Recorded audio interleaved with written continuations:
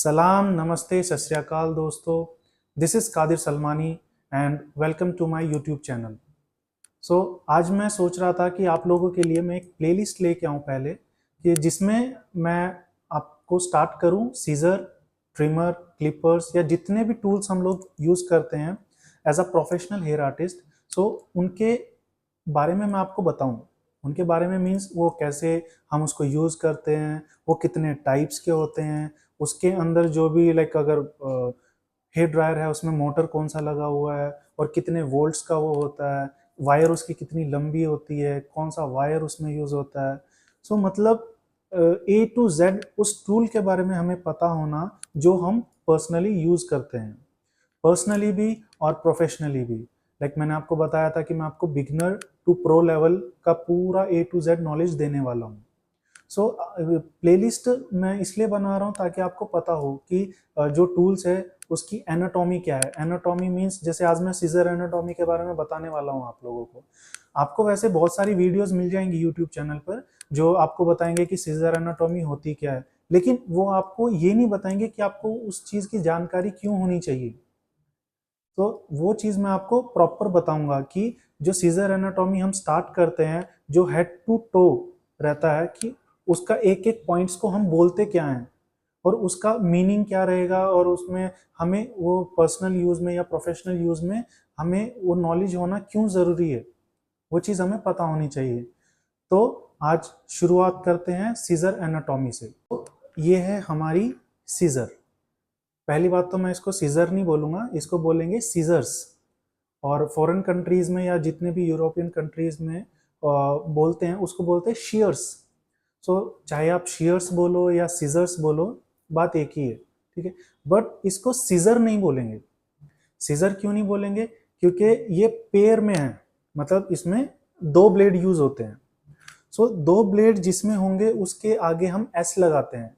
जैसे एक शू को बोलेंगे शू, और अगर वो पेयर होंगे तो बोलेंगे शूज। समझ गए ना?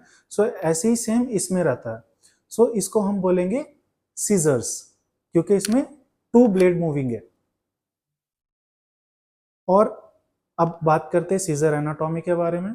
जैसे ये जो हमारा सीजर का टिप्स है, जब भी हम कभी भी कटिंग करते हैं तो क्लाइंट बोलता है ना जस्ट ओनली टिप्स कट करना। टिप्स मीन्स उसका एंड पार्ट, ठीक है। इसको हम टिप्स भी बोलेंगे, इसको हम पॉइंट भी बोलेंगे। जब हम पॉइंट कटिंग करते हैं किसी भी, चाहे वो लेडीज हेयर कट हो चाहे वो जेंट्स हेयर कट हो, तो हम उसमें टिप कटिंग करते हैं। हमें पता कैसे होगा कि टिप कटिंग कैसे होती है? तो इतना जो पार्ट होता है सीजर का वो होती है टिप्स या फिर पॉइंट। उसी में हम यूज करते हैं टिप कटिंग और point cutting. Understood? Second point आता है हमारा एज और इनसाइड एज। ये जो है सीजर का जो ये अंदर का पॉइंट होता है जिससे हम हेयर कट करते हैं, ये ब्लेड का देख रहे हैं ना आप, जिससे पूरा शार्प रहता है जो, उसको बोलेंगे हम इनसाइड एज। और ये जो बाहर का एरिया हो गया उसे बोलेंगे एज या फिर आउटसाइड एज, ठीक है। और नेक्स्ट पार्ट आता है हमारा होलो ग्राउंड। होलो ग्राउंड हम बोलेंगे, ये सीजर का जो अंदर का पार्ट रहता है उसे बोलेंगे हम होलो ग्राउंड। ये पार्ट हो गया अंदर का, ये हो गया हमारा होलो ग्राउंड। फिर नेक्स्ट आता है हमारा आउटसाइड ब्लेड। होलो ग्राउंड के जो डायरेक्ट ऑपोजिट रहेगा वो आएगा हमारा आउटसाइड ब्लेड। आउटसाइड ब्लेड के बाद में जो ये पार्ट रहता है सीजर का, ये वाला पार्ट, इसको बोलेंगे हम बैक साइड ब्लेड। देन हमारा नेक्स्ट पार्ट आता है हमारा पिवट पॉइंट। ये जो सीजर का ये वाला पार्ट है जिधर से मूव होता है ब्लेड, उसको बोलेंगे हम पिवट पॉइंट। फिर नेक्स्ट आता है पिवट पॉइंट में ही हमारा होता है leaf spring plate. Leaf spring plate में ही हमारा ये रहता है, इसे टेंशन नॉब भी बोलते हैं। टेंशन नॉब के बाद इसे डायलर भी बोलते हैं, एंड देन इसे स्क्रू भी बोलते हैं, जिससे ये हम सीजर को टाइट करते हैं या लूज करते हैं। जो भी हमारा ये टेंशन नॉब होता है इसको हम टाइट और लूज करते हैं, तो उसी से हमें पता चलता है कि कितना ये टाइट है और कितना लूज है। और बाद में आता है हमारा बैलेंस फेस। ये वाला जो है ये हमारा बैलेंस फेस रहता है सीजर का। फिर नेक्स्ट आता है हैंडल, शैंक, हैंडल। फिर हैंडल शैंक के बाद आता है हमारा हैंडल नेक। ये वाला पार्ट जो है ये होता है हमारा हैंडल नेक। फिर देन उसके नीचे आएंगे तो ये होगा हमारा आउटसाइड, दोनों का ये आउटसाइड। फिर नेक्स्ट पार्ट आता है हमारा साइजिंग रिंग और इंसर्ट।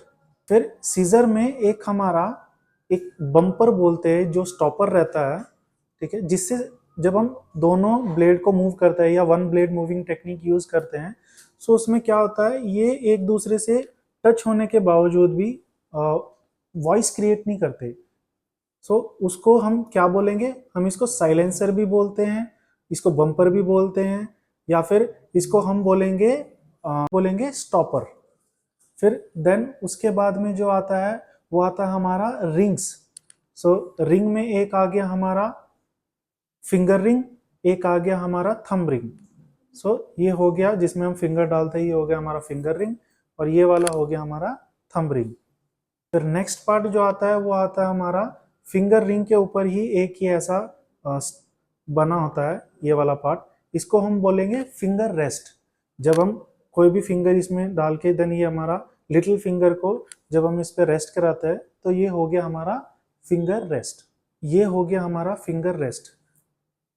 जब हम इसे होल्ड करते हैं ना सीजर को, तो ये होल्डिंग जब हम करेंगे तो ये फिंगर रेस्ट का बहुत बड़ा काम रहता है। जब हम इसको अगर हम इसको ऊपर करेंगे तो ये शेक करेगा, कितना भी अच्छा प्रोफेशनल कोई भी हो वो शेक जरूर करेगा अगर ये फिंगर रेस्ट नहीं होगा तो।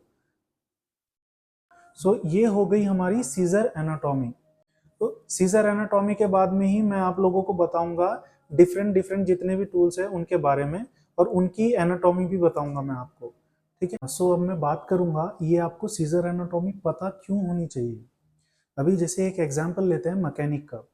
सो अगर मैकेनिक को उसके टूल्स के बारे में, उसके स्क्रूज के बारे में, उसके कार के पार्ट्स के बारे में नॉलेज नहीं होगी, सो वो कार को रिपेयर कर सकता है?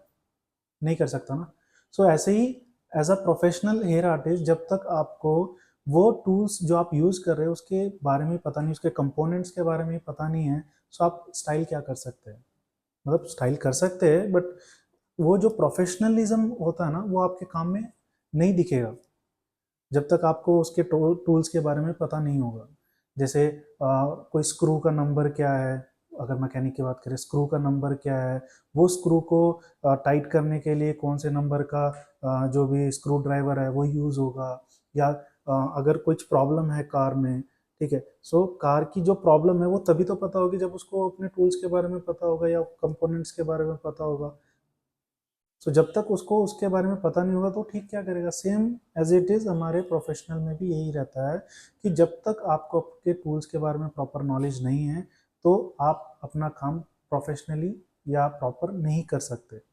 सो वही रीज़न है जो मैं आपको सीजर एनाटॉमी बता रहा हूँ। चैनल से जुड़े रहने के लिए लाइक कीजिए, सब्सक्राइब कीजिए, और प्लेलिस्ट का इंतज़ार कीजिए। धीरे धीरे आएगी वीडियोस, जितनी भी मैं आपको सोचता हूँ मैं जल्दी जल्दी बनाऊँ बट मेरे को टाइम नहीं मिलता वीडियो बनाने का, ठीक है। सो मैं कोशिश करूँगा कि वीकली ट्वाइस या थ्राइस मैं आपके लिए वीडियो लेके आऊँ, नहीं तो वीकली वंस तो डेफिनेटली वीडियो आएंगी। सो आप लाइक कीजिए, सब्सक्राइब कीजिए चैनल को, और अपने दोस्तों के साथ शेयर भी कीजिए। ये जो जितनी भी नॉलेज है ये आप लोगों के काम आएगी। आपको प्रोफेशनल मैं आपको जितनी भी टिप्स दे रहा हूँ आपको प्रोफेशनल बनने में बहुत हेल्प करेगी। सो देखते रहिए मेरा यूट्यूब चैनल।